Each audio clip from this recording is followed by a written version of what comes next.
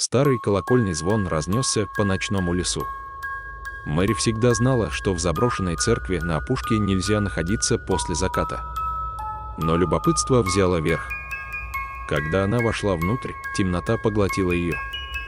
Колокол продолжал звенеть сам по себе, хотя был давно разрушен. В воздухе стоял запах тления. Она услышала шепот за спиной: «Ты опоздала». Повернувшись, Мэри увидела лишь свое отражение в старом окне с лишним лицом за своей спиной.